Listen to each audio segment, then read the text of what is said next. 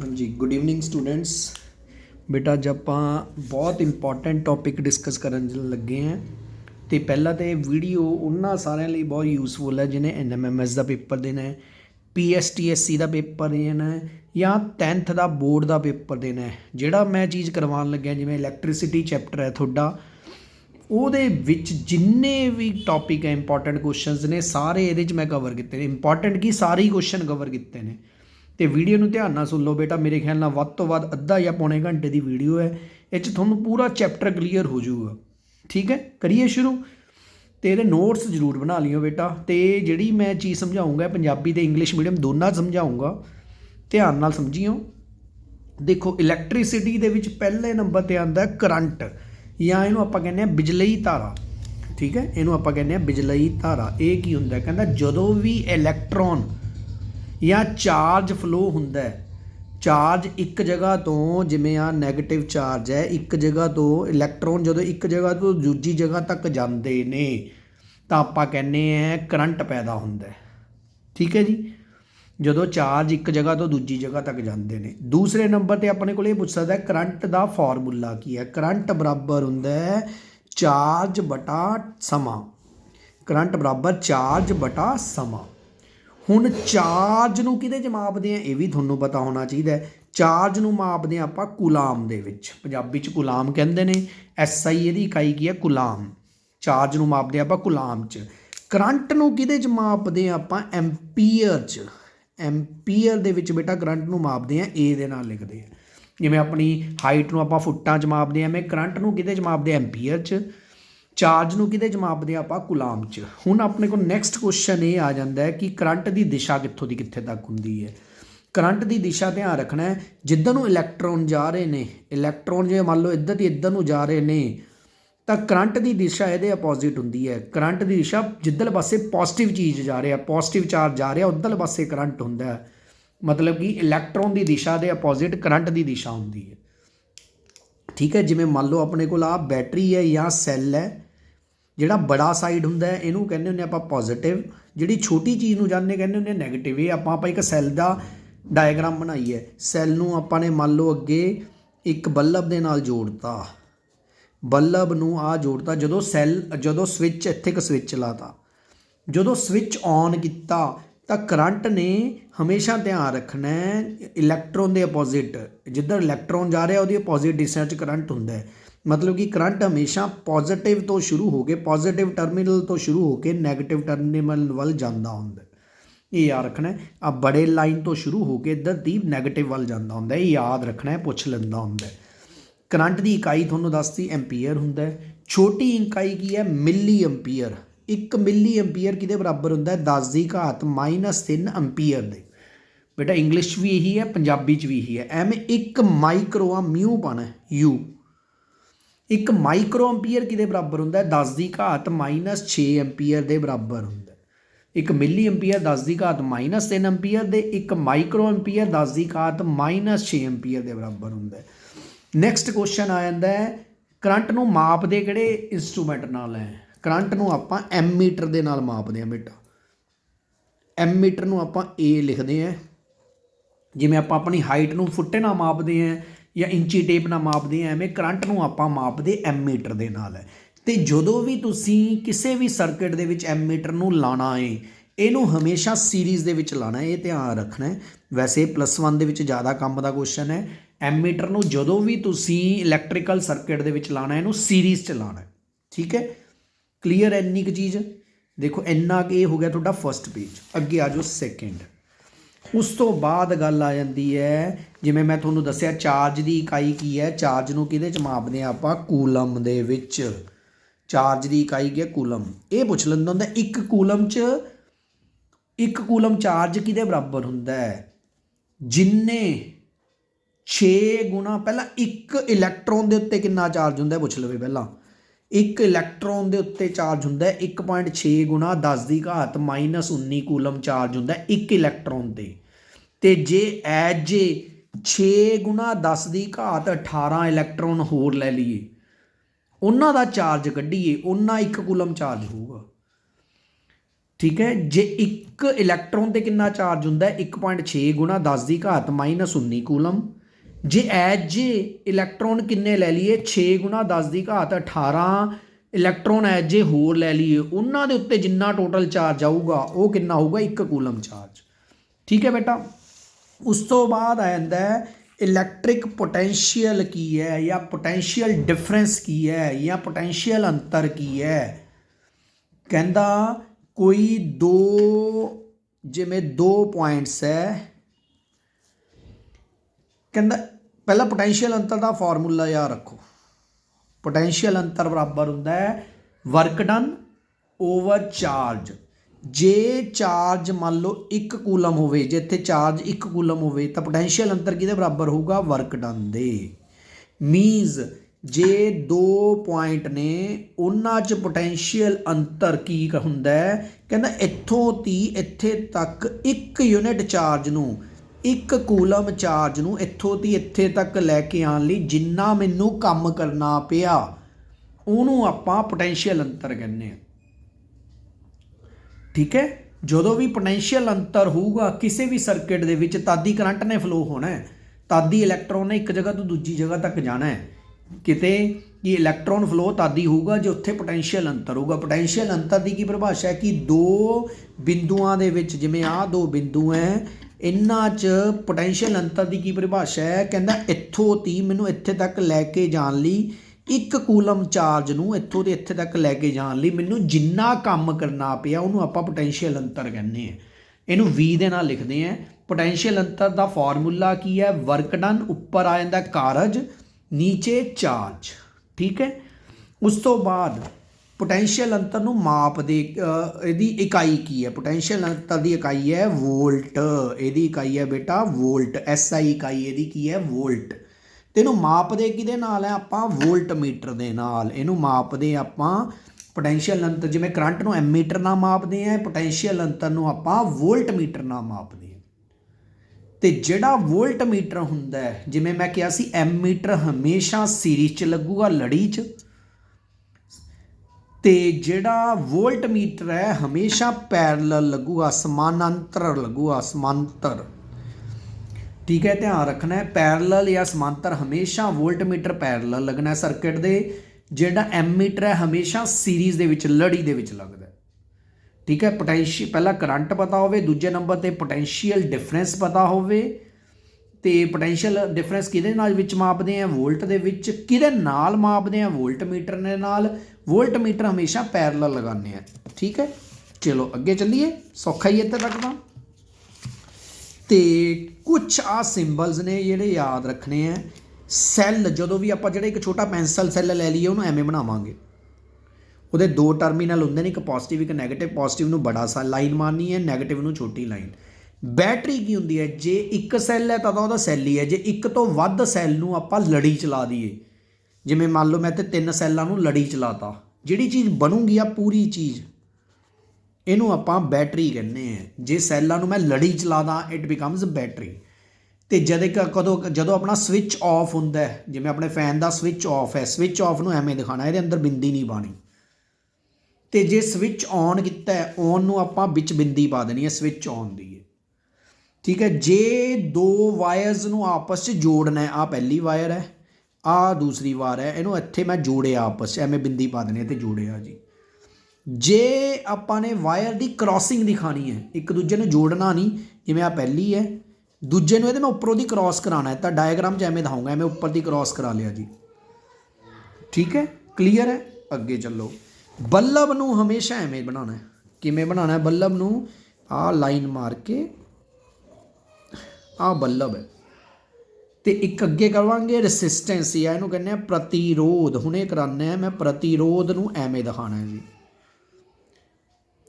एक रिओस्टैट पंजाबी च भी रिओस्टैट ही कहते हैं कि या आप कहने रसिस्टेंस नूं या प्रतिरोध नूं जे चेंज करना होवे एवें दिखावांगे या तो एवें दिखा दो एवें दिखा दो। जे मतलब कि इत्थे रखांगे प्रतिरोध कुछ होर होगा जे इहनूं एक मशीन जी हुंदी है जिहनूं अगे लै जाएंगे प्रतिरोध कुछ होर हो जू। प्रतिरोध नूं जे बदलना है हमेशा आपां रिओस्टैट यूज़ करांगे। जे इक्को प्रतिरोध लैना है तो कल्ला प्रतिरोध ही लो। जे अलग अलग प्रतिरोध बदलने ने जिवें ओहम्स लॉ च आपां बदलांगे ਤਾਂ ਉੱਥੇ ਆਪਾਂ ਰਿਓਸਟੈਟ ਲੈਂਦੇ ਹੁੰਦੇ। ਐਮੀਟਰ ਨੂੰ ਏ ਨਾਲ ਬਣਾਉਂਦੇ ਆ, ਵੋਲਟ ਮੀਟਰ ਨੂੰ ਐਵੇਂ ਸਰਕਲ ਪਾ ਕੇ ਵੀ ਲਿਖਣਾ। ਠੀਕ ਹੈ, ਕਲੀਅਰ ਇੱਥੇ ਤੱਕ? ਮੇਰੇ ਖਿਆਲ ਨਾਲ ਤਾਂ ਕੋਈ ਪ੍ਰੋਬਲਮ ਨਹੀਂ ਹੋਣੀ ਚਾਹੀਦੀ। ਉਸ ਤੋਂ ਬਾਅਦ ਆ ਜਾਂਦਾ ਤੁਹਾਡਾ ਓਹਮਸ ਦਾ ਲਾ। ਓਹਮ ਨਿਯਮ ਕੀ ਹੈ? ਓਹਮ ਨੇ ਪ੍ਰੈਕਟੀਕਲੀ ਇਹ ਕੱਢ ਕੇ ਦੇਖਿਆ, ਕਹਿੰਦਾ ਜਿਵੇਂ ਜਿਵੇਂ ਮੈਂ ਕਰੰਟ ਵਧਾਉਂਦਾ, ਕਰੰਟ ਨੂੰ ਮੈਂ ਵਧਾ ਰਿਹਾ, ਮੈਂ ਗ੍ਰਾਫ ਬਣਾਇਆ, ਜਿਵੇਂ ਜਿਵੇਂ ਕਰੰਟ ਵੱਧਦਾ ਉਵੇਂ ਉਵੇਂ ਪੋਟੈਂਸ਼ੀਅਲ ਡਿਫਰੈਂਸ ਪੋਟੈਂਸ਼ੀਅਲ ਅੰਤਰ ਵੀ ਵੱਧਦਾ। ਮਤਲਬ ਕਿ V ਤੇ I ਦਾ ਗ੍ਰਾਫ ਜਿਹੜਾ ਹੁੰਦਾ, ਸਿੰਪਲ ਤੁਸੀਂ ਇਹ ਕਹਿਣਾ ਓਹਮ ਨਿਯਮ ਕੀ ਕਹਿੰਦਾ, V ਤੇ I ਦਾ ਗ੍ਰਾਫ ਜਿਹੜਾ ਹੁੰਦਾ ਉਹ ਸਿੱਧੀ ਲਾਈਨ ਹੁੰਦਾ ਹੈ, ਸਟ੍ਰੇਟ ਲਾਈਨ ਹੁੰਦਾ ਹੈ, ਜਾਂ ਇਹ ਕਹਿ ਸਕਦੇ ਹਾਂ V ਤੇ I ਦਾ ਅਨੁਪਾਤ ਹਮੇਸ਼ਾ ਬਰਾਬਰ ਹੁੰਦਾ ਹੈ, ਜਾਂ ਇਹ ਕਹਿ ਸਕਦੇ ਹਾਂ ਓਹਮ ਨਿਯਮ ਇਹ ਕਹਿੰਦਾ ਹੈ ਕਿ ਜਿਵੇਂ ਜਿਵੇਂ ਕਰੰਟ ਨੂੰ ਵਧਾਉਂਦੇ ਆ ਉਵੇਂ ਉਵੇਂ ਪੋਟੈਂਸ਼ੀਅਲ ਅੰਤਰ ਵੱਧਦਾ ਹੈ, ਜਾਂ ਓਹਮ ਨਿਯਮ ਇਹ ਕਹਿੰਦਾ ਹੈ ਕਿ V ਹਮੇਸ਼ਾ I ਦੇ ਸਿੱਧਾ ਅਨੁਪਾਤੀ ਹੁੰਦਾ ਹੈ। ਪ੍ਰੋਪੋਰਸ਼ਨਲ ਦਾ ਮਤਲਬ ਹੁੰਦਾ ਸਿੱਧਾ ਅਨੁਪਾਤੀ ਹੁੰਦਾ ਹੈ, ਜਾਂ ਜ਼ਿਆਦਾ ਵਧੀਆ ਵਰਡ ਆ ਹੈ ਕਿ V/I ਦੀ ਹਮੇਸ਼ਾ ਵੈਲਿਊ ਫਿਕਸ ਹੋਊਗੀ, ਸੇਮ ਆਊਗੀ, ਕਿ V/I ਦੀ ਵੈਲਿਊ ਸਾਰੇ ਕਿਤੇ ਜਿੱਥੇ ਮਰਜ਼ੀ ਚਲੇ ਜਾਓ, ਜਦੋਂ ਮਰਜ਼ੀ ਜਿੰਨਾ ਮਰਜ਼ੀ ਪੋਟੈਂਸ਼ੀਅਲ ਅੰਤਰ ਲੈ ਲਓ, ਜਿੰਨਾ ਮਰਜ਼ੀ ਕਰੰਟ ਉਹਦੇ ਅਕੋਰਡਿੰਗ ਚੇਂਜ ਹੋਇਆ, ਪਰ ਉਹਨਾਂ ਦਾ ਰੇਸ਼ੋ ਅਨੁਪਾਤ ਹਮੇਸ਼ਾ ਸਥਿਰ ਹੁੰਦਾ। ਅਤੇ ਜਿੰਨਾ ਅਨੁਪਾਤ ਹੁੰਦਾ ਉਹਨੂੰ ਆਪਾਂ ਰੈਸਿਸਟੈਂਸ ਕਹਿੰਦੇ ਹਾਂ, R ਦੇ ਨਾਲ ਲਿਖਦੇ ਹਾਂ। V/I ਕਿਹਦੇ ਬਰਾਬਰ ਹੁੰਦਾ ਹੈ? R ਦੇ। ਅਤੇ ਜਿਹਨੂੰ ਕ੍ਰੋਸ ਮਲਟੀਪਲਾਈ ਕਰਦੀ ਹੈ, ਦਿਸ ਇਜ਼ ਕਾਲਡ ਓਹਮ ਲਾ। ਚਾਰੋਂ ਹੀ ਓਹਮ ਲਾ ਨੇ, ਜਿਹੜੇ ਮਰਜ਼ੀ ਲਿਖ ਦਿਓ। R ਨੂੰ ਕਹਿੰਦੇ ਆਪਾਂ ਪ੍ਰਤੀਰੋਧ, V/I is equal to R, ਜਿਹਨੂੰ ਕ੍ਰੋਸ ਮਲਟੀਪਲਾਈ ਕਰਦੀ ਹੈ V is equal to IR, ਇਹਨੂੰ ਕਹਿੰਦੇ ਆਪਾਂ ਰੈਸਿਸਟੈਂਸ। ਕਲੀਅਰ ਹੈ? ਚੱਲੀਏ ਅੱਗੇ। ਹੁਣ ਰੈਸਿਸਟੈਂਸ ਹੁੰਦੀ ਕੀ ਹੈ? ਰੈਸਿਸਟੈਂਸ ਕਹਿੰਦੇ ਆਪਾਂ ਪ੍ਰਤੀਰੋਧ। ਪ੍ਰਤੀਰੋਧ ਦਾ ਮਤਲਬ ਕੀ ਹੈ? ਪ੍ਰਤੀਰੋਧ ਦਾ ਮਤਲਬ ਇਹੀ ਹੈ ਕਿ ਇਹਦਾ ਕੀ ਕੰਮ ਹੈ? ਇਹ ਐਜ ਜੀ ਡਿਵਾਈਸ ਹੈ ਜਿਹੜੇ ਕਰੰਟ ਦੀ ਗਤੀ, ਜੇ ਕਰੰਟ ਵੱਧਦਾ ਪਿਆ ਉਹਨੂੰ ਰੋਕੂਗੀ। ਠੀਕ ਹੈ, ਕਿਉਂਕਿ ਇੱਥੋਂ ਪਤਾ ਚੱਲਿਆ, ਦੇਖੋ R ਕਿਹਦੇ ਇਕੁਅਲ ਹੁੰਦਾ? V/I ਦੇ, ਅਤੇ ਇੱਥੋਂ ਆ ਗਿਆ R ਉਲਟ ਅਨੁਪਾਤੀ ਹੁੰਦਾ I ਦੇ। ਜਿਵੇਂ ਜਿਵੇਂ ਕਰੰਟ ਵਧੂਗਾ ਰੈਸਿਸਟੈਂਸ ਨੇ ਉਹਨੂੰ ਰੋਕ ਲੈਣਾ, that's why it is called ਪ੍ਰਤੀਰੋਧ। ਇਹ ਕਰੰਟ ਨੂੰ ਰੋਕਦਾ, ਕਰੰਟ ਚਾਰਜ ਦੇ ਫਲੋ ਨੂੰ, ਚਾਰਜ ਦੀ ਮੋਸ਼ਨ ਨੂੰ, ਚਾਰਜ ਦੀ ਗਤੀ ਨੂੰ ਰੋਕਦਾ, ਇਹਨੂੰ ਪ੍ਰਤੀਰੋਧ ਕਹਿੰਦੇ ਨੇ। ਅਤੇ ਪ੍ਰਤੀਰੋਧ ਦੀ ਇਕਾਈ ਕੀ ਹੈ? ਓਹਮ। ਪ੍ਰਤੀਰੋਧ ਦੀ, ਕਿਉਂਕਿ ਇਹਨੇ ਕਾਰਡ ਕੱਢੀ ਸੀ ਤਾਰ ਕੇ, ਉੱਤੋਂ ਨਾਮ ਪਿਆ ਓਹਮ। ਓਹਮ ਐਵੇਂ ਪਾਉਣਾ ਜੀ, ਉਲਟਾ U ਇਹਦਾ ਸਿੰਬਲ। ਠੀਕ ਹੈ, ਕਲੀਅਰ ਹੈ? ਫਿਰ ਉਸ ਤੋਂ ਬਾਅਦ ਤੁਹਾਨੂੰ ਮੈਂ ਇਹਦੇ ਬਾਰੇ ਵੀ ਦੱਸਿਆ ਸੀ, ਰਿਓਸਟੈਟ ਕੀ ਹੁੰਦਾ ਹੈ। ਜਦੋਂ ਵੀ ਆਪਾਂ ਨੇ ਅਲੱਗ-ਅਲੱਗ ਪ੍ਰਤੀਰੋਧ ਲੈ ਕੇ ਆਉਣਾ ਤਾਂ ਇੱਕ ਮਸ਼ੀਨ ਯੂਜ਼ ਕਰਦੇ ਹਾਂ, ਰਿਓਸਟੈਟ, ਜਿਸ 'ਚ ਆਪਾਂ ਪ੍ਰਤੀਰੋਧ ਨੂੰ ਚੇਂਜ ਕਰ ਸਕਦੇ ਹਾਂ। ਜਿਵੇਂ ਪਹਿਲਾਂ ਮੈਂ 5 ਓਹਮ ਦਾ ਲੈਣਾ ਸੀ, ਫਿਰ ਮੈਂ 6 ਓਹਮ ਦਾ ਲੈਣਾ ਸੀ, ਫਿਰ ਮੈਂ 7 ਓਹਮ ਦਾ ਲੈਣਾ ਸੀ। ਅਲੱਗ-ਅਲੱਗ ਪ੍ਰਤੀਰੋਧ ਲੈਣੇ ਹੋਣ ਤਾਂ ਉੱਥੇ ਆਪਾਂ ਯੂਜ਼ ਕਰਾਂਗੇ ਰਿਓਸਟੈਟ। ਰਿਓਸਟੈਟ ਨਾਲ ਅਲੱਗ-ਅਲੱਗ ਪ੍ਰਤੀਰੋਧ ਆਪਾਂ ਲੈ ਸਕਦੇ ਹਾਂ। ਕਲੀਅਰ ਹੈ? ਜਿਹੜਾ ਵੀ ਵਧੀਆ ਕੰਡਕਟਰ ਹੋਊਗਾ, ਜਿਹਦੇ 'ਚੋਂ ਕਰੰਟ ਆਸਾਨੀ ਨਾਲ ਨਿਕਲ ਜਾਂਦਾ, ਉਹਦਾ ਰੈਸਿਸਟੈਂਸ ਕੀ ਹੋਊਗੀ? ਪ੍ਰਤੀਰੋਧ ਕੀ ਹੋਊਗਾ? ਘੱਟ ਹੋਊਗਾ, ਕਿਉਂਕਿ ਜੇ ਪ੍ਰਤੀਰੋਧ ਘੱਟ ਹੋਊਗਾ ਤਦ ਹੀ ਕਰੰਟ ਆਸਾਨੀ ਨਾਲ ਨਿਕਲੂਗਾ, ਕਿਉਂਕਿ ਪ੍ਰਤੀਰੋਧ ਤਾਂ ਕਰੰਟ ਨੂੰ ਰੋਕਦਾ, ਕਰੰਟ ਦੇ ਵਹਾਅ ਨੂੰ। ਜੇ ਪ੍ਰਤੀਰੋਧ ਜ਼ਿਆਦਾ ਹੋਊਗਾ ਤਾਂ ਉੱਥੇ ਕਰੰਟ ਘੱਟ ਪਾਸ ਹੋਊਗਾ, ਤਾਂ ਉਹ ਕੀ ਹੋਊਗਾ? ਬੈਡ ਕੰਡਕਟਰ, ਮਤਲਬ ਕਿ ਰੋਧਕ ਹੋਣਗੇ ਇਹ ਗੁੱਡ ਕੰਡਕਟਰ ਨਹੀਂ ਹੋਣਗੇ। ਜਿਹਦੀ ਰੈਸਿਸਟੈਂਸ ਬਹੁਤ ਜ਼ਿਆਦਾ ਹੋਊਗੀ ਉਹਨੂੰ ਆਪਾਂ ਜ਼ਿਆਦਾਤਰ ਰੋਧਕ ਕਵਾਂਗੇ, ਅਤੇ ਜਿਨ੍ਹਾਂ ਦੀ ਰੈਸਿਸਟੈਂਸ ਬਹੁਤ ਘੱਟ ਹੋਊਗੀ ਉਹਨੂੰ ਆਪਾਂ ਚਾਲਕ ਕਹਿੰਦੇ ਹੁੰਦੇ, ਗੁੱਡ ਕੰਡਕਟਰ। ਕਲੀਅਰ ਹੈ? ਅਗਲਾ ਕੁਸ਼ਚਨ ਇਹ ਆ ਜਾਂਦਾ ਹੈ ਕਿ ਜਿਹੜੀ ਪ੍ਰਤੀਰੋਧ ਹੈ ਇਹ ਕਿਹੜੀ ਚੀਜ਼ 'ਤੇ ਡਿਪੈਂਡ ਕਰਦੀ ਹੈ, ਕਿਹੜੇ ਫੈਕਟਰ 'ਤੇ ਡਿਪੈਂਡ ਕਰਦੀ ਹੈ? ਪਹਿਲੇ ਨੰਬਰ 'ਤੇ ਇਹ ਲੰਬਾਈ 'ਤੇ ਡਿਪੈਂਡ ਕਰਦੀ ਹੈ। ਜਿੰਨਾ ਕੰਡਕਟਰ ਦੀ ਲੈਂਥ ਜ਼ਿਆਦਾ ਹੋਊਗੀ, ਜਿਵੇਂ ਮੰਨ ਲਓ ਕੰਡਕਟਰ ਐਡਾ ਕੁ ਹੈ, ਉਹਦੀ ਰੈਸਿਸਟੈਂਸ ਜਾਂ ਪ੍ਰਤੀਰੋਧ ਘੱਟ ਹੋਊਗਾ। ਜਿੰਨਾ ਉਹਦੀ ਲੈਂਥ ਜ਼ਿਆਦਾ ਹੋਊਗੀ ਇਹਦੀ ਰੈਸਿਸਟੈਂਸ ਘੱਟ ਹੋਣੀ ਹੈ, ਇਹਦੀ ਰੈਸਿਸਟੈਂਸ ਜ਼ਿਆਦਾ ਹੋਣੀ ਹੈ। ਜਿੰਨੀ ਲੈਂਥ ਵਧਾਈ ਜਾਵਾਂਗੇ ਉਨਾ ਹੀ ਪ੍ਰਤੀਰੋਧਕਤਾ ਵਧੀ ਜਾਊਗੀ। ਦੂਜਾ, ਜਿੰਨਾ ਏਰੀਆ ਵਧਾਈ ਜਾਵਾਂਗੇ ਉਹਦੇ ਹੁੰਦਾ ਉਲਟ ਅਨੁਪਾਤੀ। ਜਿਵੇਂ ਇੱਕ ਆਹ ਚੀਜ਼ ਲੈ ਲਈਏ ਛੋਟੀ, ਇਹਦਾ ਏਰੀਆ ਘੱਟ ਹੋਊਗਾ, ਇਹਦਾ ਮੰਨ ਲਓ 5 ਹੈ, 5 ਮੀਟਰ ਸਕੁਏਅਰ। ਇੱਕ ਆ ਬੜੀ ਚੀਜ਼ ਲੈ ਲਈ, ਇਹਦਾ ਏਰੀਆ 25 ਹੈ। ਤਾਂ ਜਿਹਦਾ ਏਰੀਆ ਜ਼ਿਆਦਾ ਹੋਊਗਾ, ਜਿਵੇਂ ਇਹਦਾ ਏਰੀਆ ਜ਼ਿਆਦਾ ਨਾ, ਇਹਦਾ ਪ੍ਰਤੀਰੋਧ ਘੱਟ ਹੋਣਾ।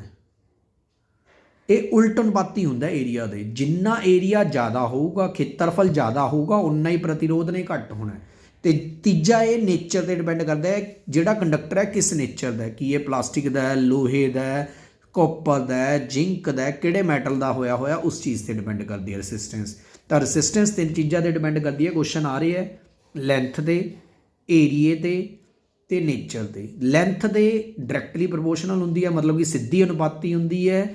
ਏਰੀਏ ਦੇ ਉਲਟ ਅਨੁਪਾਤੀ ਹੁੰਦੀ ਹੈ। ਜੇ ਦੋਨਾਂ ਨੂੰ ਇਕੱਠੇ ਕਰੀਏ ਆਹ ਬਣ ਜੂਗਾ ਆਰ, ਜਿਹੜਾ ਹੈਗਾ ਉਹ ਸਿੱਧੀ ਅਨੁਪਾਤੀ ਕਿਹਦੀ ਹੁੰਦੀ ਹੈ, L/A ਦੇ। ਅਤੇ ਜੇ ਆ ਅਨੁਪਾਤ ਵਾਲੀ ਚੀਜ਼ ਛੱਡ ਦਈਏ, ਇਹਦੀ ਜਗ੍ਹਾ 'ਤੇ ਕੌਂਸਟੈਂਟ ਆਉਂਦਾ ਹੁੰਦਾ, ਉਹਨੂੰ ਆਪਾਂ ਰੋ ਦੇ ਨਾਲ ਲਿਖਦੇ ਹਾਂ, ਰੋ ਐਵੇਂ ਪਾਉਂਦੇ ਆ ਆਇਆ R = ρ L/A।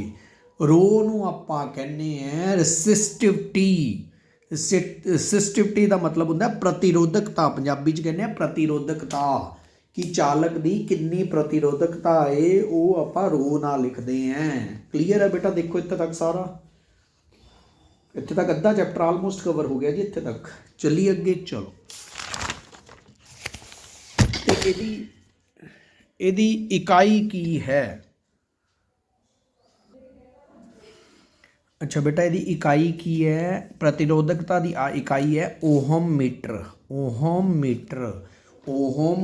ਮੀਟਰ, ਠੀਕ ਹੈ। ਅਤੇ ਜਿਹੜੇ ਧਾਤਾਂ ਹੁੰਦੀਆਂ ਇਹਨਾਂ ਦੀ ਰੈਸਿਸਟੈਂਸ ਘੱਟ ਹੁੰਦੀ ਹੈ, ਇਹਨਾਂ ਦੀ ਰੈਸਿਸਟਿਵਿਟੀ ਵੀ ਘੱਟ ਹੁੰਦੀ ਹੈ। ਧਾਤਾਂ ਤੇ ਜਾਂ ਮੈਟਲ ਅਤੇ ਮਿਸ਼ਰਿਤ ਧਾਤਾਂ, ਇਹਨਾਂ ਦੀ, ਕਿਉਂਕਿ ਇਹ ਗੁੱਡ ਕੰਡਕਟਰ ਆਫ ਇਲੈਕਟ੍ਰੀਸਿਟੀ ਹੁੰਦੇ ਨੇ, ਇਹਨਾਂ ਦੀ ਰੈਸਿਸਟਿਵਿਟੀ ਅਤੇ ਰੈਸਿਸਟੈਂਸ ਘੱਟ ਹੁੰਦੀ ਹੈ। ਉਹ ਕਿਹਦੇ ਵਿੱਚ ਹੁੰਦੀ ਹੈ? ਇੰਨੀ ਕੁ ਹੁੰਦੀ ਹੈ।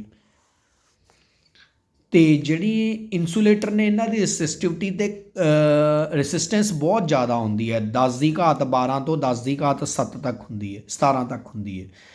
ਅਤੇ ਜਿਹੜੇ ਦੋਨੋਂ ਨੇ ਤਾਪਮਾਨ 'ਤੇ ਡਿਪੈਂਡ ਕਰਦੇ ਨੇ। ਜਿਵੇਂ ਤਾਪਮਾਨ ਬਦਲੂਗਾ ਤਾਂ ਰੈਸਿਸਟੈਂਸ ਅਤੇ ਰੈਸਿਸਟਿਵਿਟੀ ਨੇ ਵੀ ਬਦਲਣਾ ਹੈ। ਕਲੀਅਰ ਹੈ? ਅਤੇ ਅਗਲਾ,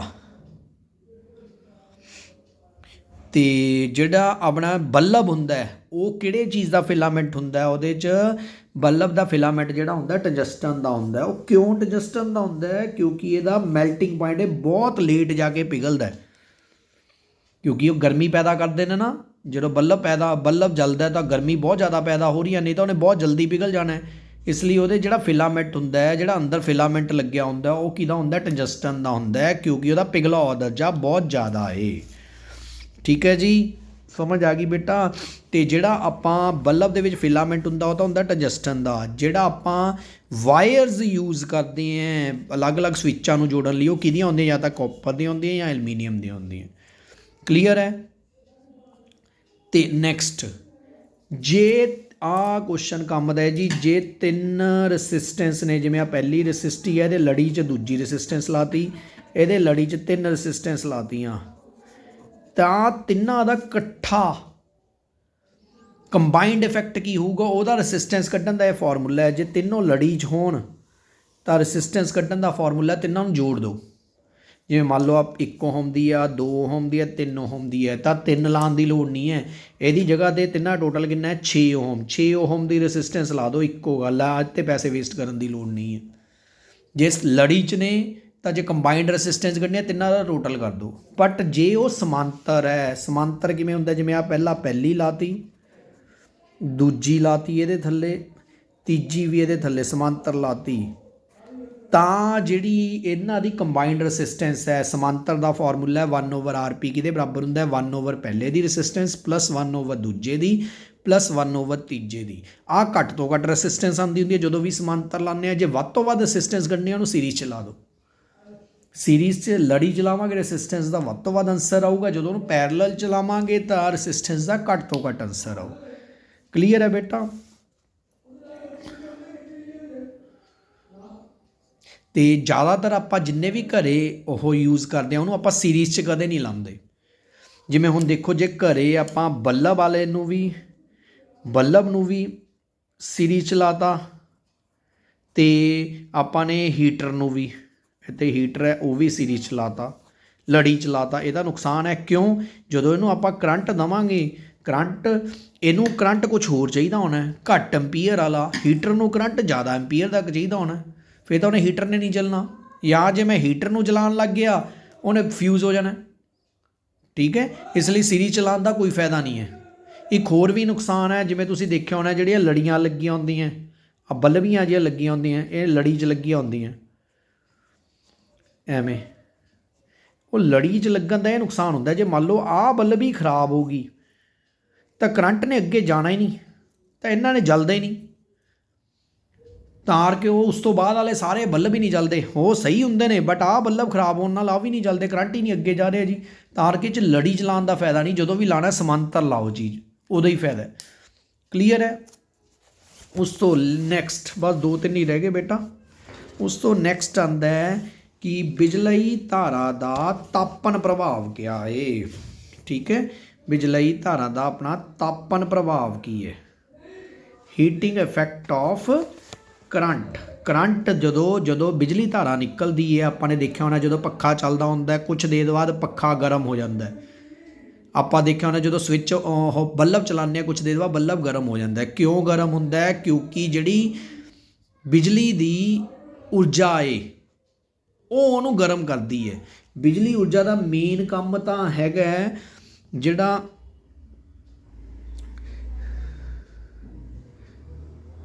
ਕਿ ਜਦੋਂ ਆਪਾਂ ਨੇ ਮੰਨ ਲਓ ਚਲਾਉਣਾ ਹੈ ਬੱਲਬ ਨੂੰ, ਉਹਦਾ ਇੱਕ ਕੰਮ ਤਾਂ ਹੋ ਗਿਆ, ਮੇਨ ਕੰਮ ਤਾਂ ਉਹਨੂੰ ਗਰਮੀ ਪਹੁੰਚਾਉਣਾ ਹੈ। ਉਸ ਤੋਂ ਬਾਅਦ ਲਾਈਟ ਦੇਣ ਵਾਲਾ ਕੰਮ ਤਾਂ ਬਹੁਤ ਘੱਟ, ਕਰੰਟ ਦਾ ਕੁਛ ਕੰਪੋਨੈਂਟ ਤਾਂ ਉਹਨੂੰ ਉਹ ਗਰਮ ਕਰਦਾ ਪਿਆ, ਕੁਛ ਉਹਨੂੰ ਲਾਈਟ ਪ੍ਰਦਾਨ ਕਰਦਾ ਹੈ। ਬੱਲਬ ਦੇ ਵਿੱਚ ਜ਼ਿਆਦਾ ਕੰਮ ਕਰੰਟ ਦਾ ਯੂਜ਼ ਹੁੰਦਾ ਹੈ, ਉਹਨੂੰ ਇਲੈਕਟ੍ਰਿਕ ਐਨਰਜੀ ਦਾ ਕੰਮ ਯੂਜ਼ ਹੁੰਦਾ ਹੈ ਉਹਨੂੰ ਗਰਮ ਕਰਨ 'ਚ, ਫਿਲਾਮੈਂਟ ਨੂੰ ਗਰਮ ਕਰਨ 'ਚ, ਅਤੇ ਨਾ ਕਿ ਲਾਈਟ ਪ੍ਰੋਵਾਈਡ ਕਰਨ 'ਚ। ਠੀਕ ਹੈ, ਅਤੇ ਜਦੋਂ ਵੀ ਆਪਾਂ ਐਨਰਜੀ ਹੁੰਦੀ ਹੈ ਜਿਹੜੀ ਬਿਜਲਈ ਊਰਜਾ ਹੁੰਦੀ ਹੈ, ਉਹ ਜਦੋਂ ਵੀ ਆਪਾਂ ਕਿਸੇ ਵੀ ਡਿਵਾਈਸ ਦੇ ਉੱਤੇ ਬਿਜਲਈ ਊਰਜਾ ਦਿੰਦੇ ਹਾਂ ਤਾਂ ਕੀ ਹੁੰਦਾ ਹੈ, ਤਾਂ ਉਹ ਚੀਜ਼ ਗਰਮ ਹੋ ਜਾਂਦੀ ਹੈ। ਉਹ ਚੀਜ਼ ਜੇ ਗਰਮ ਹੋ ਗਈ, ਗਰਮ ਹੋਣ ਦੇ ਕੀ ਫਾਇਦੇ ਨੇ?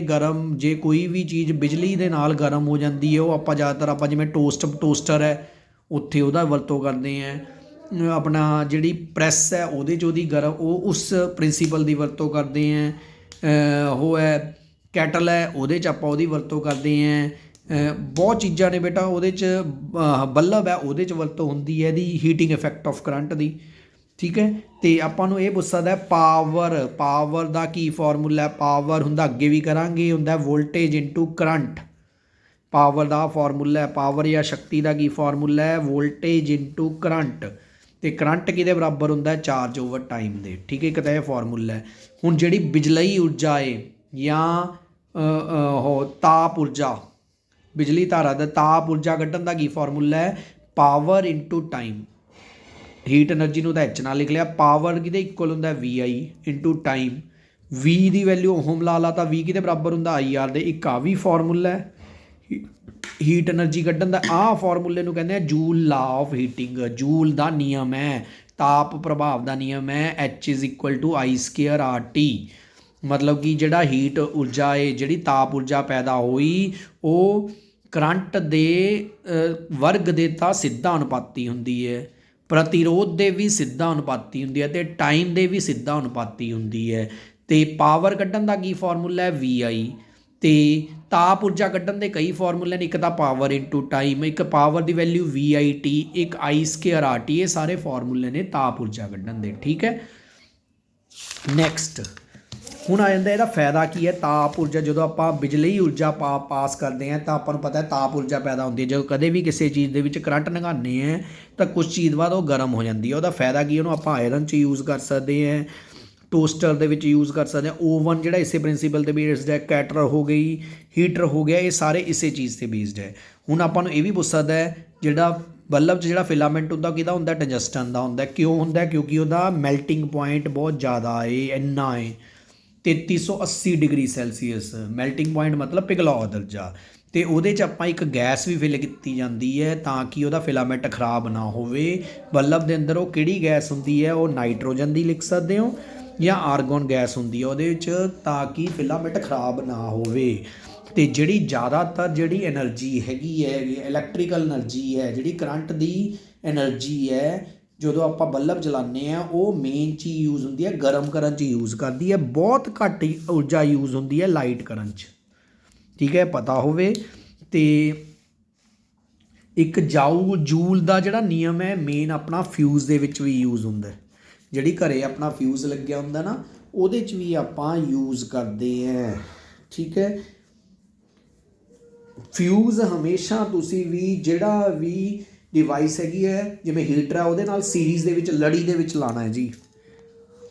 ਅਤੇ ਹਮੇਸ਼ਾ ਉਨਾ ਹੀ ਲਾਉਣਾ ਫਿਊਜ਼ ਵਾਇਰ, ਉਨੀ ਉਹ ਲਾਉਣੀ ਹੈ। ਇਹਦਾ ਕੁਛ ਨਾ ਕੁਛ ਪਿਘਲਾਓ ਦਰਜਾ ਹੁੰਦਾ ਹੈ।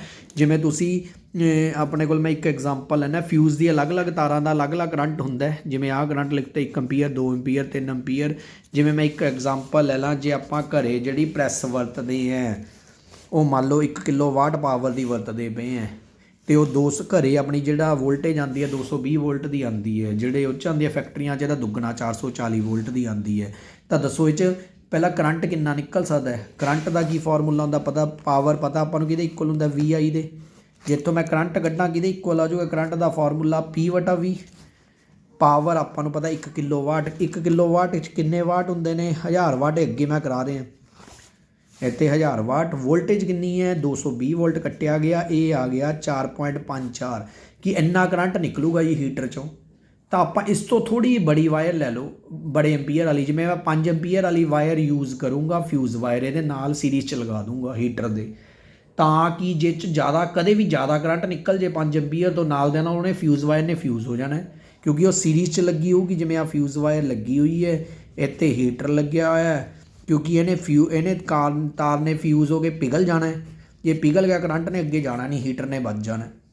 ਠੀਕ ਹੈ, ਤਾਰ ਕੇ ਹੀਟਿੰਗ ਇਫੈਕਟ ਜੂਲ ਨਿਯਮ ਜ਼ਿਆਦਾਤਰ ਫਿਊਜ਼ ਦੇ ਵਿੱਚ ਵੀ ਯੂਜ਼ ਹੁੰਦਾ ਹੈ ਜੀ। ਠੀਕ ਹੈ, ਫਿਰ ਲਾਸਟ ਟੌਪਿਕ ਰਹਿ ਜਾਂਦਾ ਤੁਹਾਡਾ ਇਲੈਕਟ੍ਰਿਕ ਪਾਵਰ। ਪਾਵਰ ਤੁਹਾਨੂੰ ਮੈਂ ਪਹਿਲਾਂ ਹੀ ਦੱਸਤਾ ਕਿ ਇਲੈਕਟ੍ਰਿਕ ਐਨਰਜੀ ਨੂੰ ਰੇਟ ਆਫ ਡੂਇੰਗ ਵਰਕ ਹੁੰਦਾ ਨਾ, ਇੱਥੇ ਆਜੂ rate of electric consumption of, ਕਿੰਨੀ ਜਲਦੀ ਇਲੈਕਟ੍ਰਿਕ ਐਨਰਜੀ ਕੰਜ਼ਿਊਮ ਹੁੰਦੀ ਹੈ, ਉਹਨੂੰ ਆਪਾਂ ਕਹਿੰਦੇ ਹਾਂ ਪਾਵਰ, ਇਲੈਕਟ੍ਰਿਕ ਪਾਵਰ। ਪਾਵਰ ਦਾ ਫਾਰਮੂਲਾ VI ਹੈ। ਅਤੇ ਜੇ ਮੈਂ ਇੱਥੇ V ਦੀ ਵੈਲਿਊ IR ਪੁੱਟ ਕਰਦਾ, ਪਾਵਰ ਦਾ ਇੱਕ ਆ ਵੀ ਫਾਰਮੂਲਾ ਬਣ ਗਿਆ। ਅਤੇ ਜੇ ਮੈਂ ਇੱਥੇ I ਦੀ ਵੈਲਿਊ V/R ਪੁੱਟ ਕਰਦਾ, ਪਾਵਰ ਦੇ 3 ਫਾਰਮੂਲੇ ਨੇ।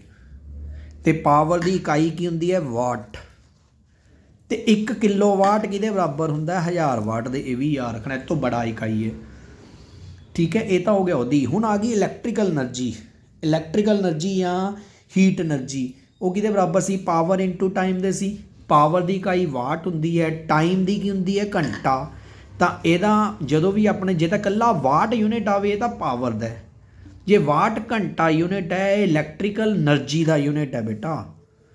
ਇਹ ਛੋਟਾ ਯੂਨਿਟ ਹੈ। ਜੇ ਇਹਦਾ ਪੁੱਛ ਲਵੇ ਕਮਰਸ਼ੀਅਲ ਯੂਨਿਟ, ਕਿ ਜਿਹੜੀ ਇਲੈਕਟ੍ਰੀਸਿਟੀ ਆਪਾਂ ਇਲੈਕਟ੍ਰੀਕਲ ਐਨਰਜੀ ਜਿਹੜਾ ਆਪਾਂ ਫੈਕਟਰੀਆਂ ਵਗੈਰਾ 'ਚ ਦਿੰਦੇ ਹਾਂ, ਉੱਥੇ ਆਪਾਂ ਕਿਲੋਵਾਟ ਘੰਟਾ ਯੂਨਿਟ ਯੂਜ਼ ਹੁੰਦਾ। 1 ਕਿਲੋਵਾਟ ਘੰਟਾ ਇਹ ਯੂਨਿਟ ਕਿਹਦਾ ਹੈ? Commercial unit of electrical energy ਦਾ ਹੈ। ਇੱਥੋਂ ਕਿਲੋਵਾਟ ਦੇਖ ਕੇ ਪਾਵਰ ਦਾ ਯੂਨਿਟ ਨਾ ਕਹਿ ਦਿਓ, ਕਿਲੋਵਾਟ ਦੇ ਨਾਲ ਘੰਟਾ ਹੈ, ਪਾਵਰ ਇਨਟੂ ਟਾਈਮ ਹੈ। ਮਤਲਬ ਕਿ ਇਹ unit commercial unit of electric energy ਹੈ, ਬੜਾ ਯੂਨਿਟ ਹੈ ਜਿਹੜਾ ਫੈਕਟਰੀਆਂ 'ਚ ਯੂਜ਼ ਹੁੰਦਾ। ਇਹ ਕਿਹਦੇ ਇਕੁਅਲ ਹੁੰਦਾ?